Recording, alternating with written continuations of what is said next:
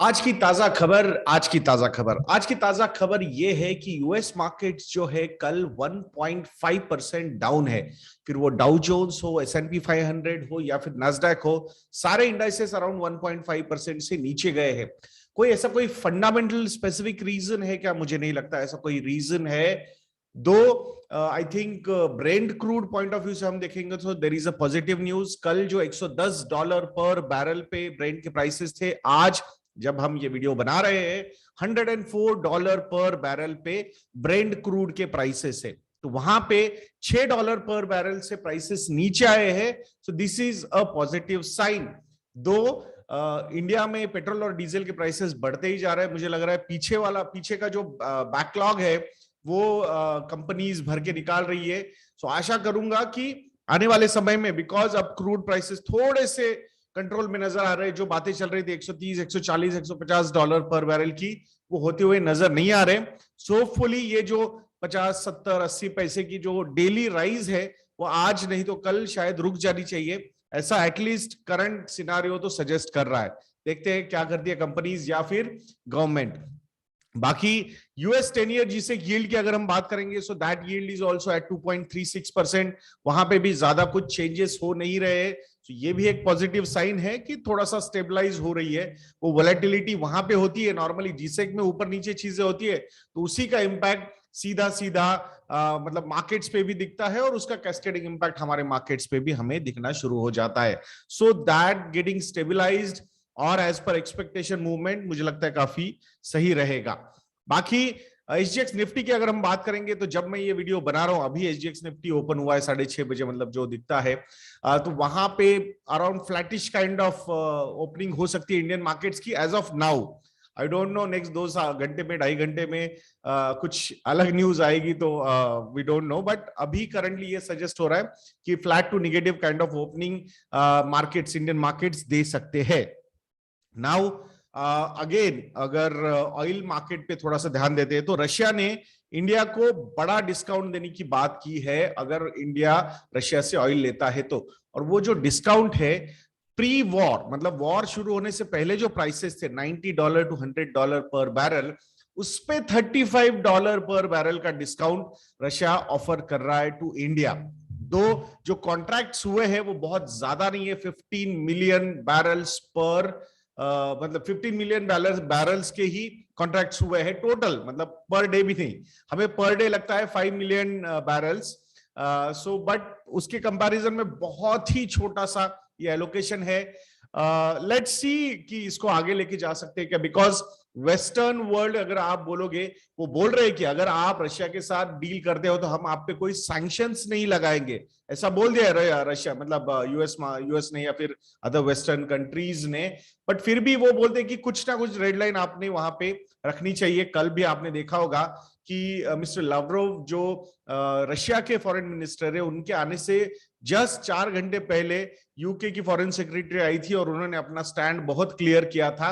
Just to get more support on Ukraine crisis from the world they are travelling, और वो इसलिए India में आए थे। और इंडिया के जो काउंटर पार्ट है mister S Jaishankar ji, who is the best foreign minister we have ever got, मुझे ऐसे लगता है।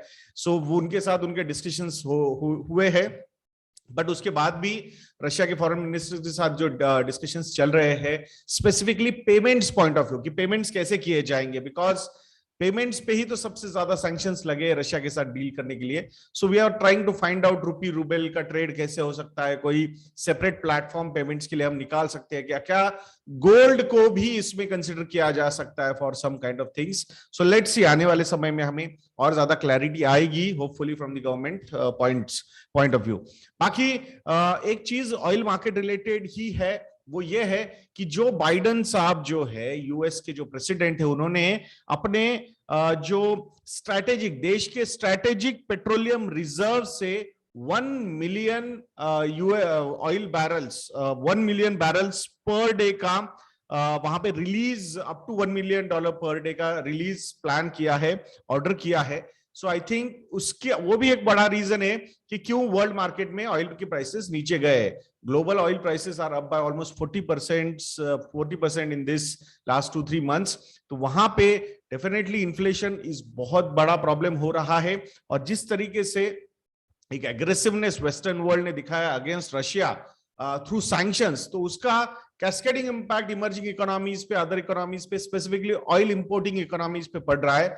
बहुत सारा बैकलैश यूएस को भी झेलना पड़ रहा था। सो उसको कहीं ना कहीं कम करने की कोशिश यूएस की तरफ से हुई है। 1 million barrels of oil per day वो रिलीज करेंगे अपने स्ट्रेटेजिक रिजर्व से, जो उनके पास है, पेट्रोलियम रिजर्व स्ट्रेटेजिक जो उन्होंने बना के रखे हैं। आप लोगों को पता होगा ना, बहुत सारी कंट्रीज को इन्होंने मतलब हेल्प करने की कोशिश की है, फिर इराक हो या फिर लीबिया हो जो ऑयल प्रोड्यूसिंग है, और अच्छे खासे रिजर्व्स भी, पेट्रोलियम रिजर्व्स भी इनके पास है। तो समझदार लोग समझ गए होंगे हम क्या बोल रहे हैं। सो अब वो उन स्ट्रेटेजिक पेट्रोलियम रिजर्व से सप्लाई बढ़ा रहे हैं। लेट्स सी क्या होता है, कैसे होता है। एक चीज याद रखना दोस्तों कि $60 पर बैरल के ऊपर अगर ऑयल के प्राइसेस जाते हैं तो यूएस की जो शेल ऑयल रिलेटेड कंपनीज है उनके लिए बहुत बेनिफिशियल है, क्योंकि that is the break even point, $60 per barrel. आप समझ रहे हो ना कि अभी क्या प्राइस है और क्या। सो ये जो क्राइसिस हुआ है इसमें नेट विनर कौन आपको लगता है, मतलब क्या क्या डिमांड है सबसे ज्यादा? एक है ऑयल की और दूसरी है डिफेंस प्रोडक्ट्स की। सो किसको बेनिफिट हो रहा है ये ऑयल, ये पर्टिकुलर वॉर से सबसे ज्यादा? ये एक इंटरेस्टिंग चीज समझने जैसी है, ऐसा मुझे लगता है। बाकी एक न्यूज है फाइनेंस मिनिस्ट्री या फिर आईटी डिपार्टमेंट से आई है। मतलब बहुत सारे लोग बोले कि ऐसा कोई आया नहीं था रिपोर्ट। उन्होंने ऐसा बोला है, IT search unearths bogus expenses of over ₹800 crore from a leading automobile manufacturer in India, जहां पे 35 सर्चेस हुए थे। तो उन्होंने बहुत ही टिपिकल अपना रिलीज दिया है। So obviously we can connect the dots, किस पे रेट्स पड़ी थी, किसके बारे में बात हुई थी वहां पे। उस रिपोर्ट में ये भी बोला है आईटी डिपार्टमेंट ने कि अराउंड 10 एकर्स का फार्म भी वहां पे कैश में डीलिंग्स हुए हैं वहां पे। सो भले ही 1000 करोड़ की जगह 800 करोड़ आया है, 100 करोड़ की जगह 50 करोड़ की कैश डीलिंग्स आई है, बट चीजें सामने आई है। नाम नहीं लिया गया है, बट आप लोगों को पता है कि ये किस बारे में हम बात कर रहे हैं, किस बारे में बात कर रहे हैं, कमेंट सेक्शन में लिखिएगा, देखते हैं। बाकी market capitalisation of BSE listed companies FY22 में 18% से ऊपर गया है। कितना? 18% से, मतलब टोटल मार्केट कैप का एप्रिसिएशन जो हुआ है बीएसई पे जो कंपनीज लिस्टेड है उनका है 59.75 लाख करोड़। कितना? 59.75 लाख करोड़ या फिर 59.75 ट्रिलियन रुपीज, इतना एप्रिसिएशन हुआ है। और अभी जो total market capitalisation that is 31 March 2022, जब कल फाइनेंशियल ईयर एंड हुआ है, तो वो मार्केट कैपिटलाइजेशन है 264.06 लाख करोड़। कितना? 264.06 लाख करोड़, इतना मार्केट कैपिटलाइजेशन जो है जो बीएसई लिस्टेड फर्म्स का है। तो 18% के रिटर्न्स FY22 में यहां पे आते हुए हमने देखे हैं। बाकी coming back to the heat, summer heat जो है उसके कुछ बेनिफिशियरीज भी निकलते हैं। तो एसी सेल्स के जो सेल्स है वो स्पाइक करते हुए नजर आ रहे हैं, around 20 to 30% higher than summer of 2019, जो ज्यादा था।